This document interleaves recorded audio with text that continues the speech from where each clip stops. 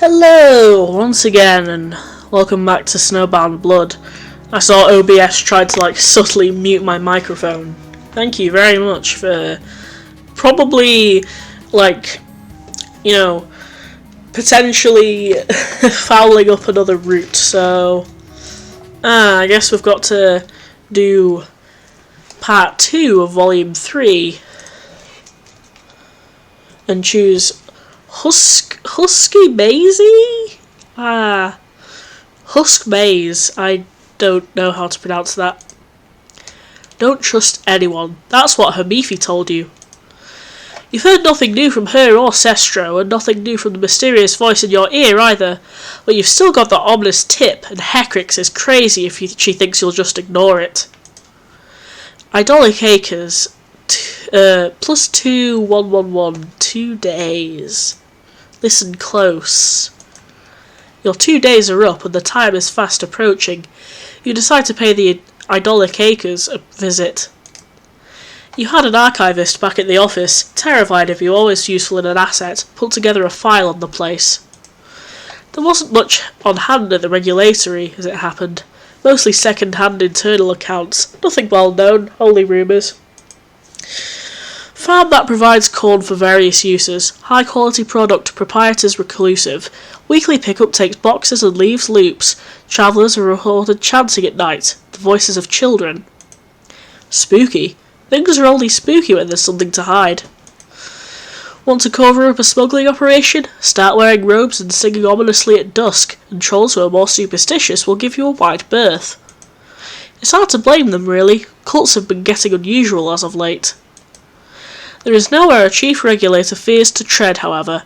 You repeat this to yourself as you squelch your boot into a sticky puddle by accident while crossing the street to your motorbike, fearlessly. The walls of the stronghold, pristine white on the inside, colourfully graffitied on the out, give way to authorised exurbs. The exurbs give way to sprawling shanties.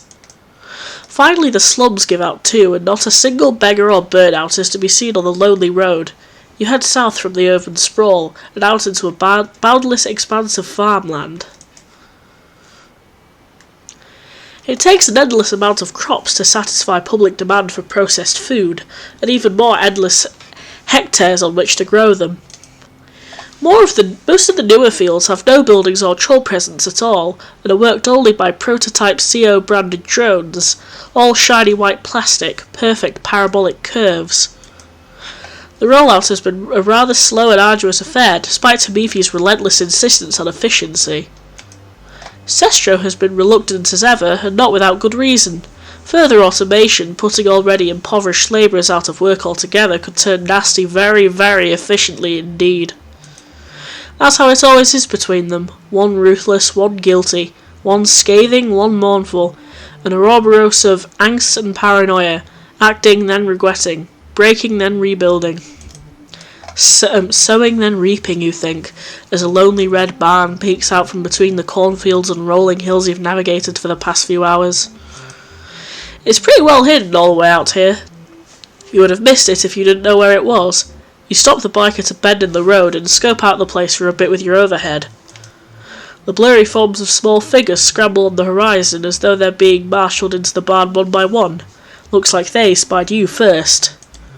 Oh well, so much for the element of surprise.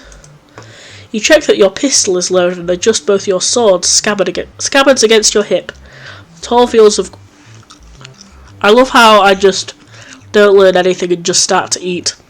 The tall fields of corn can still cover your approach.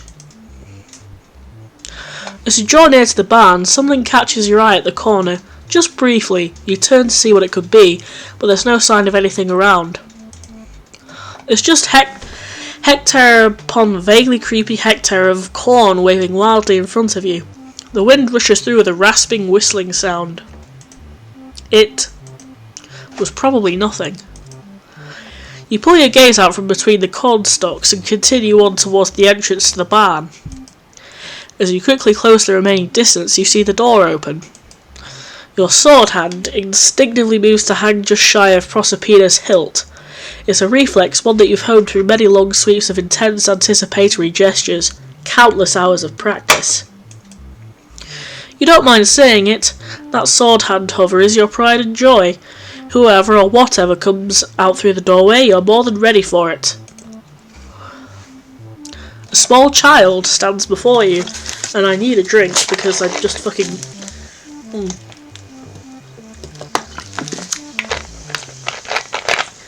Whenever I make brownies, I make the top slightly burnt because I like the taste, and I just ate a burnt bit and it just fucking coated my mouth. Pickaxe in hand, they bar the entryway with both arms stretched as wide as they can go, which is admittedly not very far. They can't be older than about 5 or 6 sweeps at most. Suffice it to say that you are not ready for this. Hello? You don't know how to talk to kids. The young troll just stares at you. Do not be alarmed, child. I am here to see the proprietor of this establishment. Is there perhaps an adult on the premises I could speak with? Yikes, you really don't know how to talk to kids, apparently. Now they're positively glaring at you, like you asked an unspeakably stupid question. You move your hand back away from your sword, realising it might not be helping matters. May have jumped the gun on that one. Speaking of guns, the one in your holster begins to feel very heavy all of a sudden. You can't help but remember another day like this one, a lifetime ago. Recall your first assignment. You had just been relocated to Stronghold 21.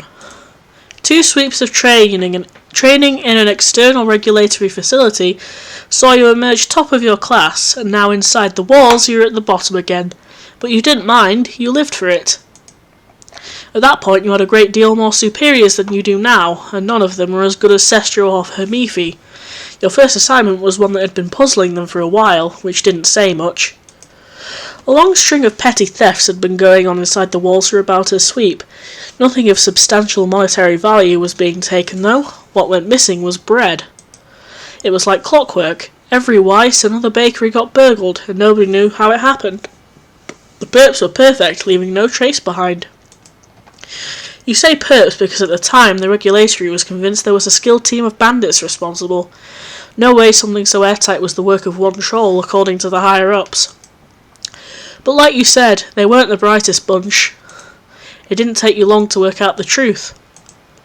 There's no clock that ticks quite so unceasingly as hunger. This wasn't the work of a coordinated team, just someone who desperately needed to eat. You saw the pieces moving in a pattern, and made your own move accordingly. It wasn't hard to predict where they'd go next. All you had to do was wait. They were small, fast, and alone, a single pawn racing desperately for cover, and maybe if you'd been anyone else they would have managed it. As it was, the pursuit was over before it started. You'd taken precautions. Your trap was sprung and you had the culprit right where you wanted. You drew your sword. But then the light of the moons caught her face for the first time. She was just a child, thin, weather-beaten, and starving.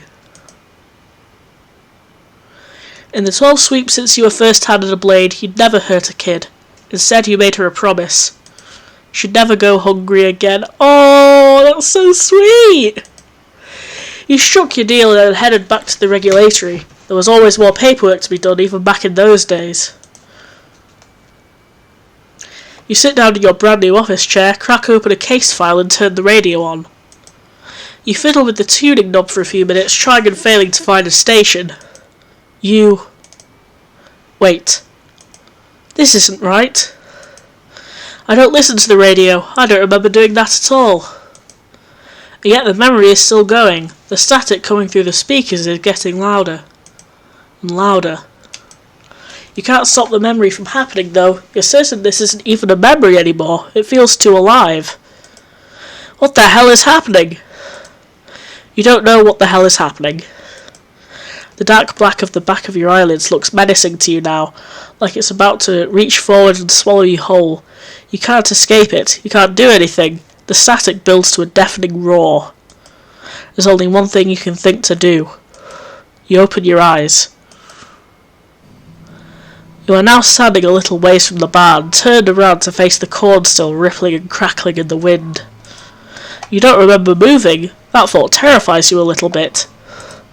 For some reason, you can't help but peer deeper into the fields, your eyes getting lost in the hundreds of little gaps and voids between the stalks. When you opened your eyes, the static from the spooky radio blended seamlessly into the gently ebbing sound of leaves enchanted by a breeze. The noise beckons you forward wordlessly. Come closer.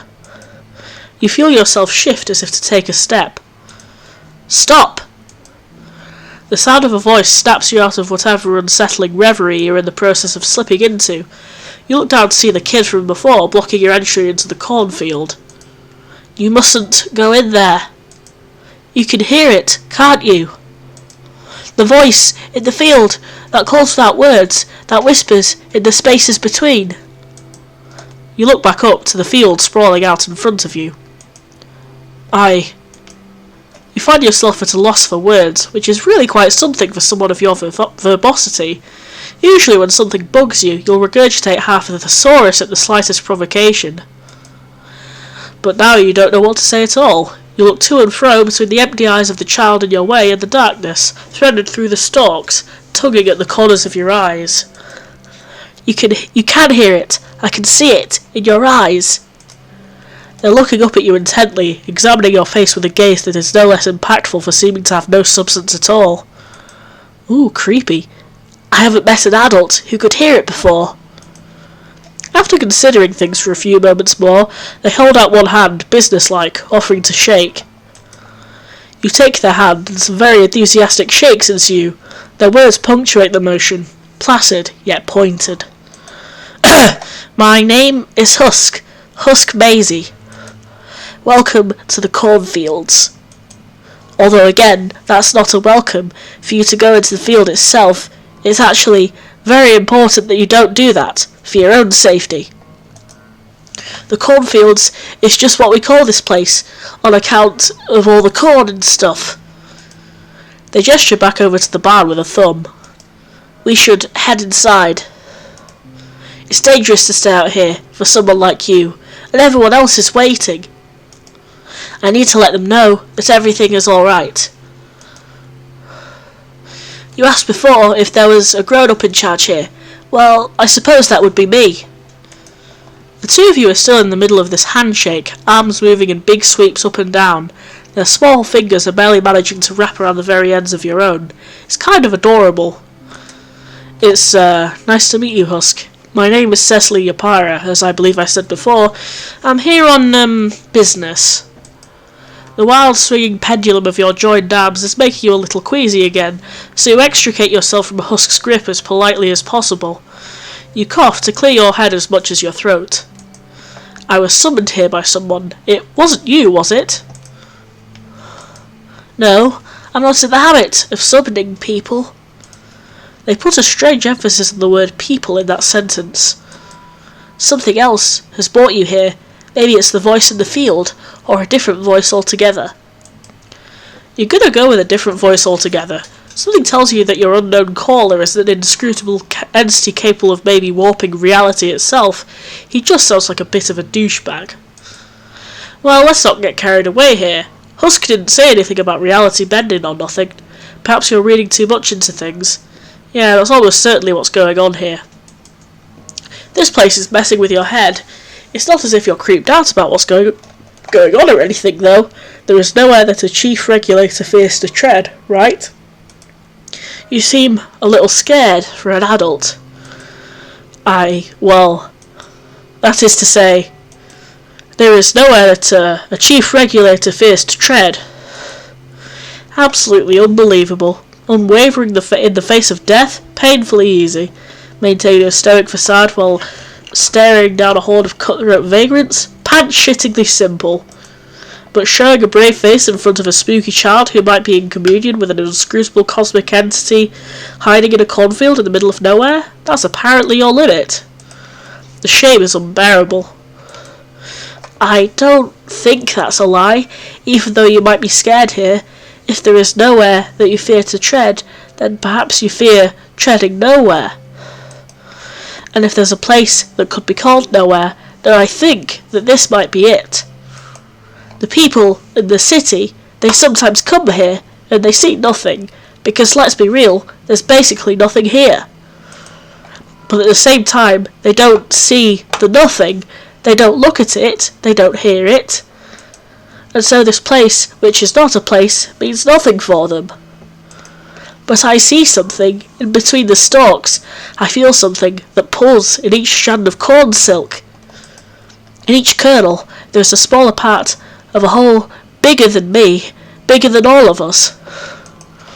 And that whole is also a hole, an empty space that lies between, that allows things to grow.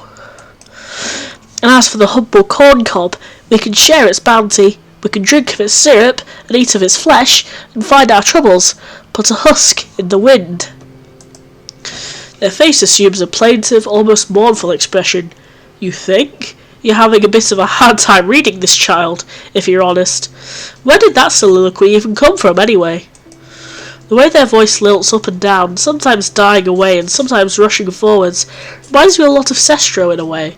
It's the voice of someone who's used to speaking to a crowd. Or maybe a congregation. Something about their words relaxes you, a particularly peaceful panacea. You feel some of the anxiousness, though you would never call it that, slip away into the dirt. It's all going to be alright. You can always count on Cecily Yapara to keep her head when those around her are losing theirs, especially when she's usually responsible for removing them in the first place. More importantly, you can count on Cecily Yapara because she's you. Yes, you are Cecily Yapara. Momentary lapse of recollective perfection be damned, you're still the same person as ever. Whatever happened to you a little while ago is most definitely, absolutely, categorically nothing to worry about.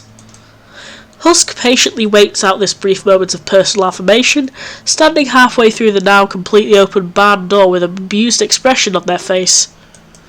They shake their head, tutting to themselves for a moment as if to say, "Tuh, adults. Tuh, adults." They show you inside. Inside the barn, things are pretty homely. You wouldn't say domestic per se, since it's looked after by a gang of youngsters, but it's obviously a pretty well-loved place. It's home to them. There are about 20 kids nervously huddled upstairs, peeking from above to watch you as you enter with Husk. They call up to them. "It's alright, everyone. There's no danger." This very tall lady has heard the call of the field. She'll be visiting for a little while until she is called away. "Oh, right, you never did get around to explaining why exactly you're here. You don't suppose it matters all that much? It might take too much time to get into, especially with kids." Give kind of a shy little wave to some of the braver ones who are showing their faces. One or two of the girls wave back, but a nervous-looking kid ducks back out of sight quick as a flash. That makes you feel a bit peculiar, sad even. You like to think you cut an imposing shadow. It was actually part of what got you this job. Your silhouette was pitted against those of several other intimidating interviewees, and came out the clear winner. You'd hate to think that you scare people unnecessarily though, especially children, but it's not their fault. So rather than navel gaze any further, you take the chance to have a little look around at the inside of this barn. There's a huge amount of supplies and provisions in here, and over in the distance, is that an armoury you spy over there? Damn, you mean darn, excuse your language. But most of all, you see eyes. Lots of eyes in varying sizes and shades of colour. The one thing they all have in common is a single pupil, uncannily oblong. It's the symbol of one of Repeton's principal deities.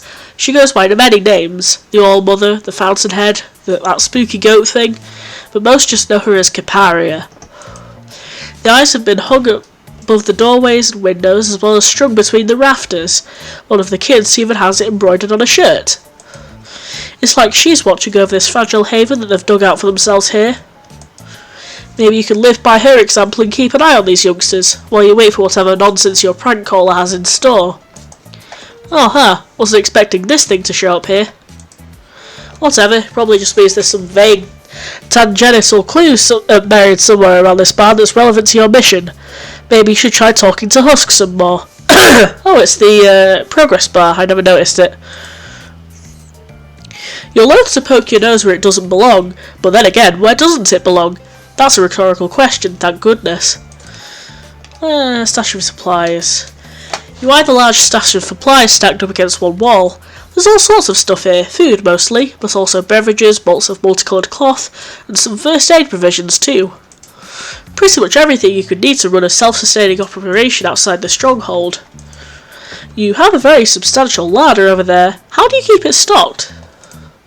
It's not like you have anywhere out here that sells anything, unless there's a supermarket hiding out in this cornfield as well. A lot of this looks like stronghold stuff too, and there's no way any of you are walking all that way. Please tell me none of you are walking all that way. Husk cocks their head slightly.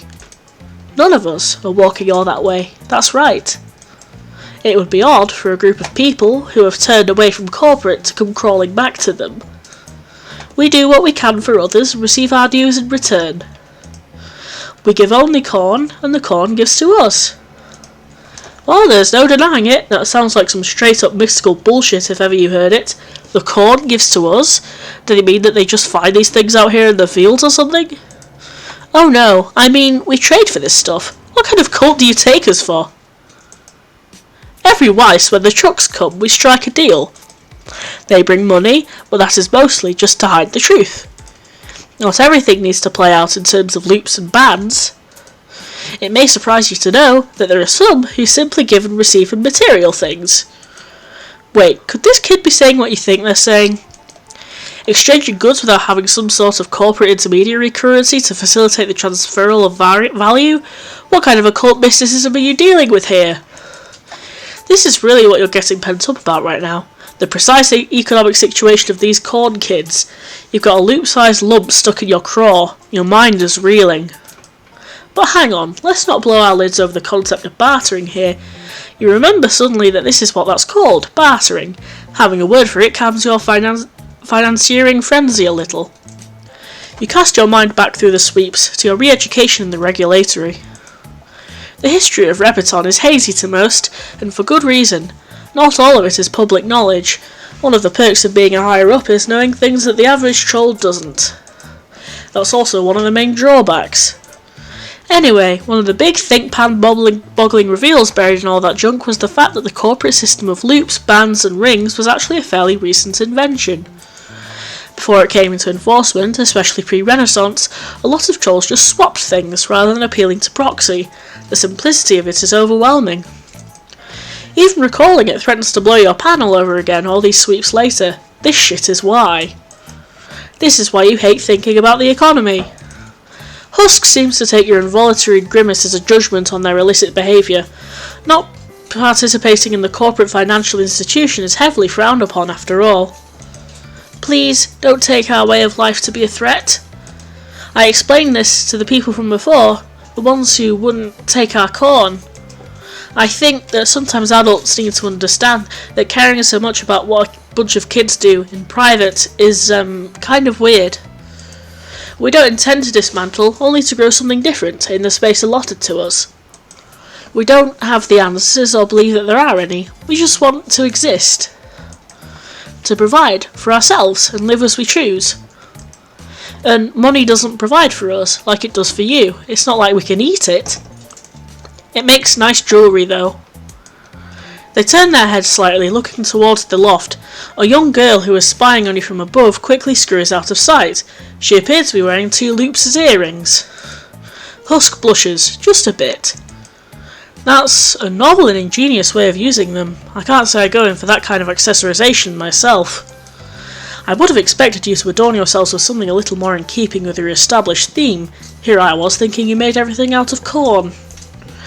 Okay, just because corn is basically my life, and has many magical and wonderful properties that I can't even begin to explain to someone who doesn't appreciate them, doesn't mean that literally everything we do has to revolve around corn.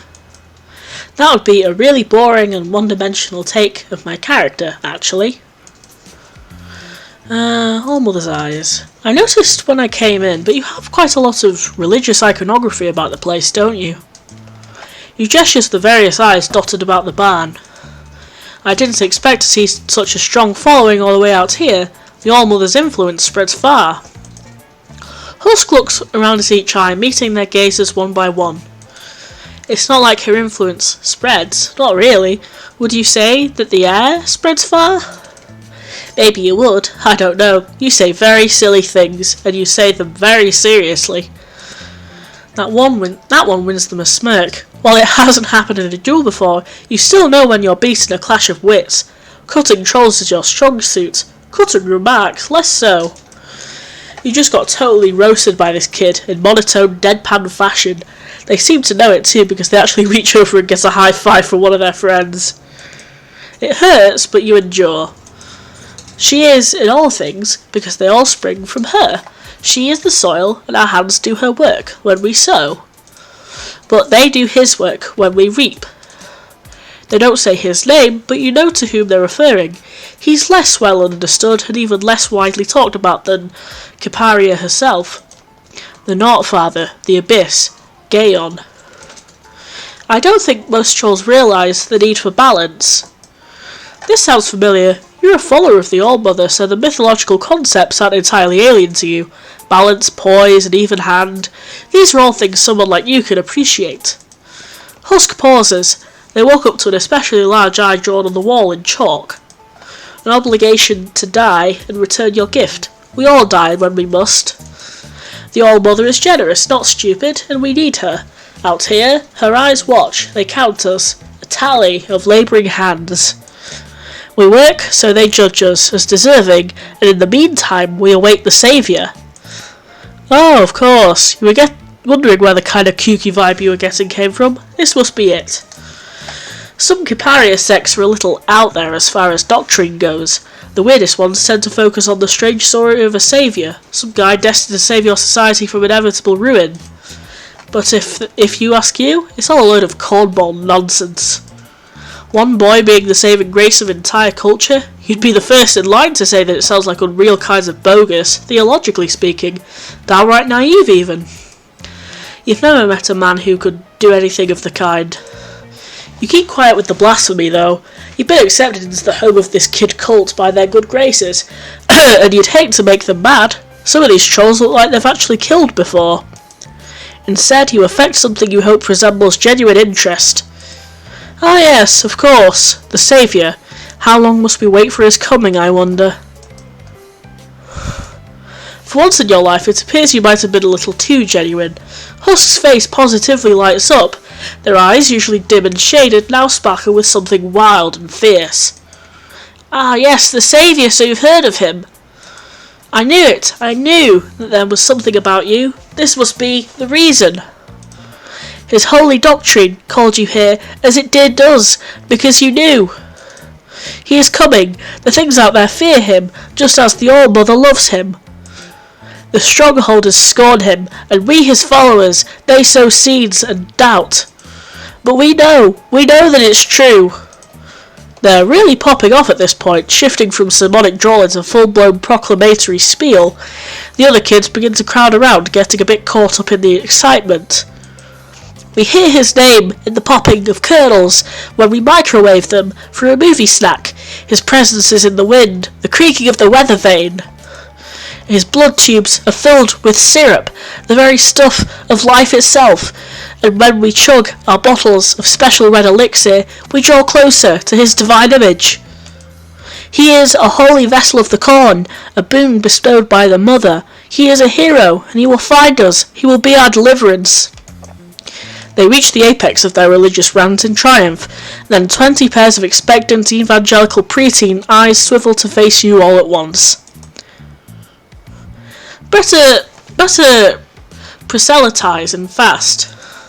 Yes, who could possibly doubt such incontrovertible evidence as to our Saviour's existence? Yet when the breeze and branch proclaim him, let all naysayers take heed of his most definitely imminent arrival. Now this is much more like it. You were a bit lost for words earlier, but now you're back on top. Loggerhike form. Cecily Yapara is back in business, and in characteristically polysyllabic style. Avaunt you who would cast aspersions and other unpleasant remarks at feet of our great, though momentarily absent Redeemer, whose name escapes me at the moment. Oh, who are you kidding? This is a disaster. You can't proclaim for shit, and intersectional politics is harder than it looks. You silently plead with the All-Mother for inspiration. But it is of no consequence. We, the We the faithful shall remain as a bounteous harvest, while all else is cast away in the great husking yet to come. Here goes nothing. Checkmate, atheists. The kids just straight up fucking lose it. We're talking whooping, cheering, high fives and low fives all around. Husk crowned surfs at one point. A feral boy runs up to you excitedly and makes a noise that sounds like Asgzv or something. The energy you've dished out is like manna for these kids. Who knew that affirming their core religious beliefs would get them so excited? It's nice to feel like you've been a positive influence. But amongst the revelry it's hard not to feel a twinge of guilt. You weren't being entirely honest with them. You don't like lying, partly because you're just unfathomably bad at it, but you're a person of authority, and it's important that you give it to people straight. Maybe it's okay to bend the truth a bit for these kids, though, if it makes them happy. After all, they may be utterly deluded evangelizing fanatics, but then what do you know, really? Husk sees your brow furrowed in pained deliberation, and seems to take it as a sign of discomfort caused by all the attention. They urge the agitated fam kids to settle down for a moment, and after a while they all head back to what they were doing earlier. The weapons on the walls. You look over to one of the far walls, where the dull glint of metal is drawing your attention. Scythes, pitchforks, shovels. A lot of this is corpus issue weaponry, the kind that gets handed to a kid once they're fresh out of school and ready to face the world on their own. Or not, as it often turns out. It's widely known that none of them make particularly effective weapons, though. This fact is basically one of the most long-standing in-jokes your culture has. It's not like anyone's going to be cleaving an aggressor in half with a weedy tier scythe anytime soon. You expect the kids here stockpiled all of the strife specimen they got lumped with to create this miniature arsenal, when they're not going to be winning any fights with this pile of garbage. That weaponry you've stockpiled over there is quite the collection. However, I don't think it's going to be of much use should you ever have to defend this place. It's almost painful to look at on account of how decidedly unpainful these specimens tend to be in practice. If you're in need of some more comprehensive armaments, then I could make some arrangements for you. You might not fight children, but that doesn't mean other people have the same ethical qualms. Almost nobody does. The least you can do is make sure they can defend themselves properly. Husk looks at you with a confused expression. Their eyes flick between you and the makeshift armoury several times before glancing down towards your sword. Ah, those. They are not weapons. Honestly, it's a little worrying that you would think that. Although I suppose I get why you grown-ups are all so alike. They sigh, looking a little disappointed. It's true that these things were given to us to use for bad things, like hurting. That's why a lot of us ran away. We didn't want to hurt anyone. It's true that if bad things were to happen to us, that maybe we wouldn't be able to stop it using them. We are not good at fighting. But most of us don't want to be, and I think that's okay. It's not the point of living, I don't think. It may not be the point, you think to yourself, but sometimes it's the only way you can keep on living at all. But you're not about to derail this important monologue with such meaningless pedantry out loud. Doing it in your own head is bad enough as it is. When we came here, we learned that the things which had scared us, the things we thought were evil and scary, could have a different purpose, could be used in new ways. We don't like to call them weapons. To us, they're tools. A scythe is pretty bad at splitting flesh, but it is very handy for harvesting the corn. A shovel might be useful for hurting, but it's even more useful for tilling the soil, for planting seeds. Once again, there's something about the quiet tone of their voice that echoes deep in your chest as they say their piece. You don't know why, but some part of you knows that there's great potential hidden behind their words, an inscrutable force biding its time, waiting like a shoot in soil. Who knows what this kid might grow into when they're older? You mutter a quick prayer to the All-Mother in the hope that yes, they will grow older. It's unlike you. You're going soft, like this kid's words are microwaves washing over the corn cob of your subconscious. Sorry, did you say something? Husk has the good grace to rescue us all from this simile. They might be a feral farm child, but at least they have enough manners to know a literary quagmire when they spot it. It was nothing. Please continue. They look at you with that oddly piercing gaze. We don't need weapons, because we already have the only one we need. You said before that we appear suspicious because we hide out here. I know it's suspicious to hide, but anyone can do it. We hide in the cornfields as you hide in your fortress. Hiding is just a tool same as your sword or our scythes and tills. Secrets can be used to do bad things. But you keep secrets. I don't know why you're here, and that's okay. It's an interesting way of putting it. Maybe the unknown is kind of like a field, you think. Fertile ground for things to take root, full of the fecundity of the unfathomable. Okay, even you have to admit that was pretty pretentious. Maybe you've been around these farmers for a bit too long. Your thoughts are starting to become a little corny already. You collect your final insight increment without much fanfare. That's weird. You're not even really sure what the purpose the meter was serving here. It just showed up like usual without any input from you. Maybe it's just your visor playing up. That thought worries you a lot. You've had this thing a long time. You don't know what you'd do without it. Whatever, it's nothing. This thing is old, and things only get old when they're built to endure. You don't think even a landmine could destroy this thing. A little glitch is hardly cause for concern. Your conversation with Husk has reached a natural lull though, and absent of any other questions, they decide to go and check in with their friends. You watch the way the other kids swarm them, looking up at them with bright eyes filled with admiration. Maybe they can't believe that someone had the guts to talk to a big, scary adult. Or maybe they all see the same thing that you do, that Husk Maisie has something special about them, an aura of anticipation, one that spreads throughout the space they inhabit and the people nearby. Perhaps the other kids see those distant, searching eyes, empty and yet full of something indescribable, and can't help but follow their gaze. Or just maybe you think, as Husky lifts one of the younger kids up onto their shoulders for a ride, maybe they're simply a good friend. Sometimes that's all you need to see the goodness in everything. Hey now, no use getting all sentimental out here. They didn't ask for your protection or your feelings. Sometimes you need to learn when to leave people alone. But you can't help it. There's something here worth protecting, you think. People like these are the sort that underneath it all, you took this job in order to help. It's good to remind yourself of that when you can, even though you never forget anything. If you were to lose that, then maybe you'd lose yourself. Your thoughts take a dive from worrying emotionality into patent existentialism with all the grace of a dead cornfowl falling off a building.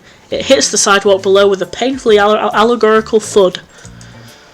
A loud thudding noise comes from outside the barn. It sounds suspiciously like something dropping out of the sky and crashing into the ground hard.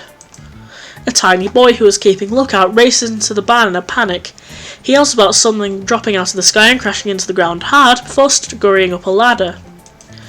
You spring to your feet, sword hand flying to Proserpina's hilt as you check the time on your overhead.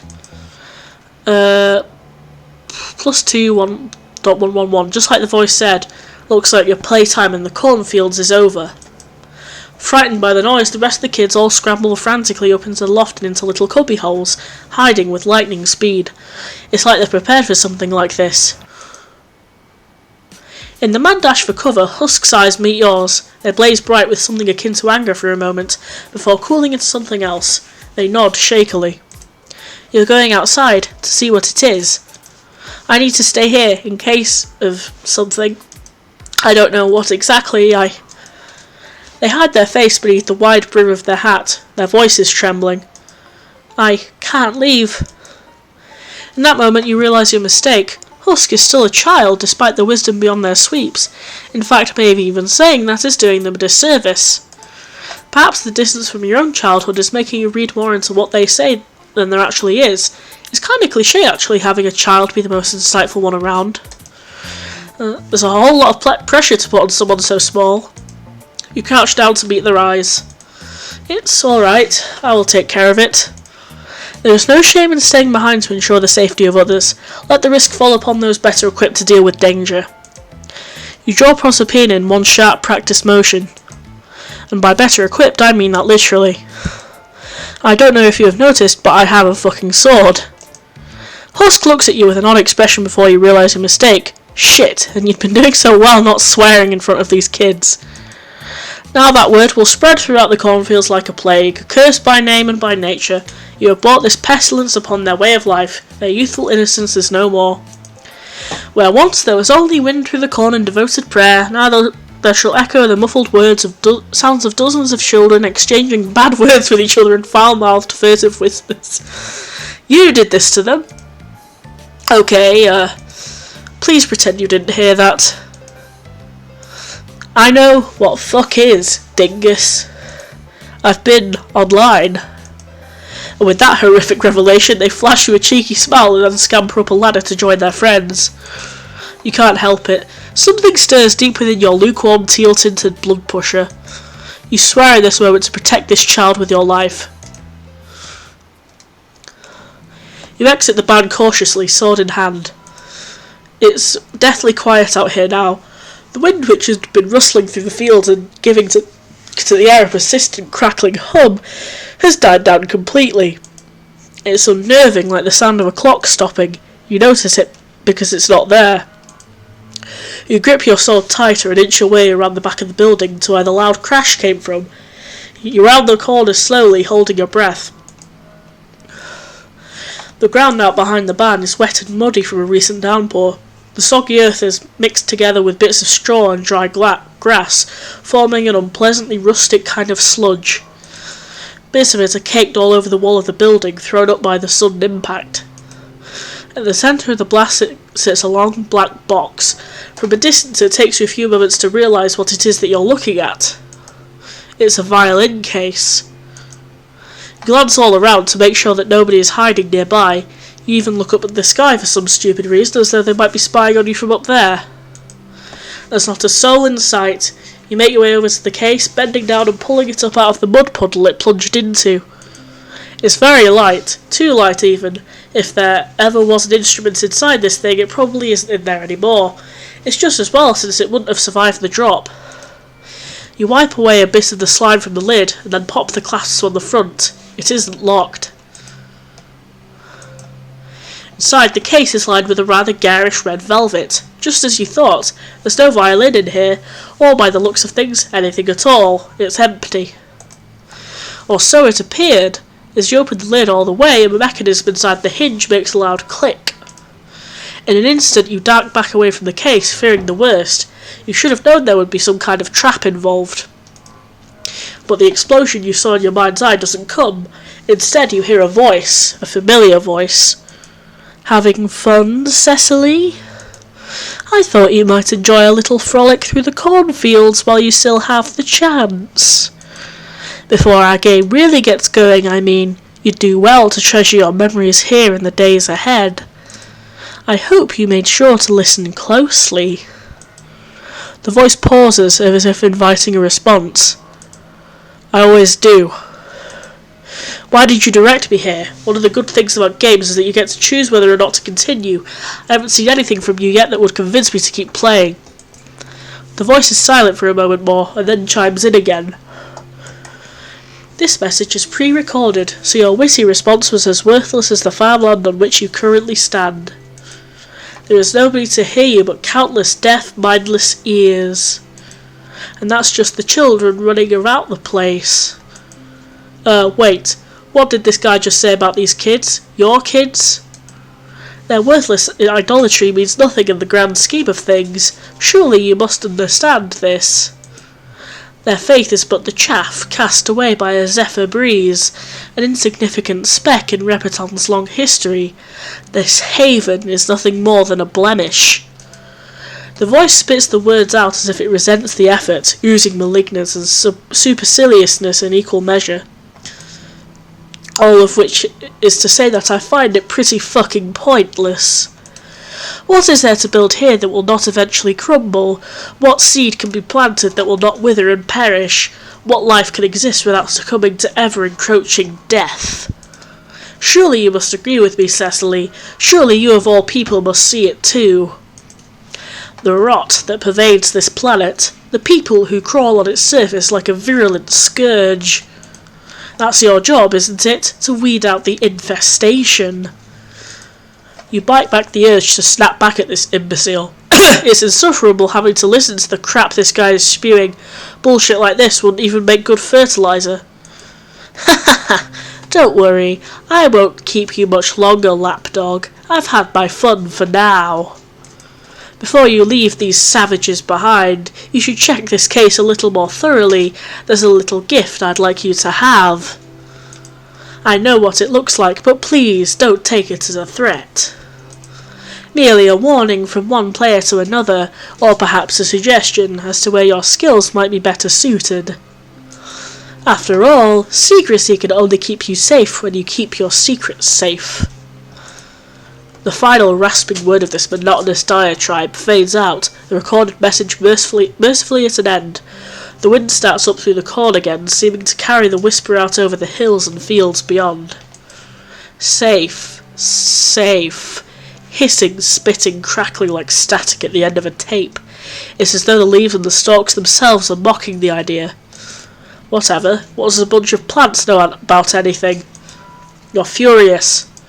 You couldn't admit it to yourself while he was talking, but something about what the voice said got under your skin in the worst way.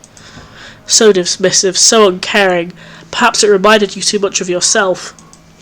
But most of all, it made you afraid for Husk and their friends. The life they made for themselves out here. Hearing someone dismiss it as worthless brought home to you how fragile it really is. It's people like them that you most want to protect from people like this voice, from people like you. Without thinking, in a burst of frustration, you lift Proserpina high above your head and stab down at the open violin case. You put all your weight behind the motion, going for the kill.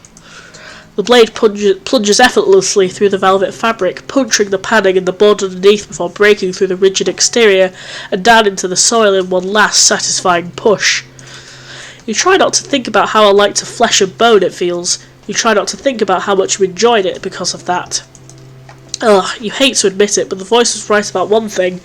Though your sword might not be, what you're doing right now is rather pointless. You tug Proserpina back out of the body of the case, bracing one foot against the rim. The whole felt interior, board and all, comes out with the blade. Whoops. Something else comes out of the hollow shell along with it.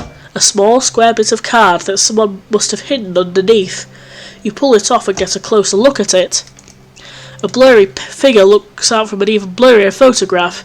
It looks like this was taken at a distance secretly. They appear to be standing atop a cliff wearing some kind of helmet. Their legs are bandaged. Your sword pierced them, pierced straight through the sternum, pierced her. Because you recognise this girl, you realise. This photograph shouldn't exist, but it does. She should be a secret, but she isn't. You hear the voices warning loud and clear. She's been found. Orica Rost is in danger. Oh shit!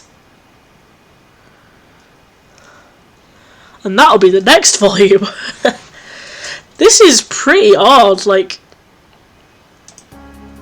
Wow. Oh, was that a cup of tea not there before? And there's a file for Bitcoin? Oh, this is all getting pretty interesting. And... yeah, I guess we'll have to find out more about what's going on tomorrow.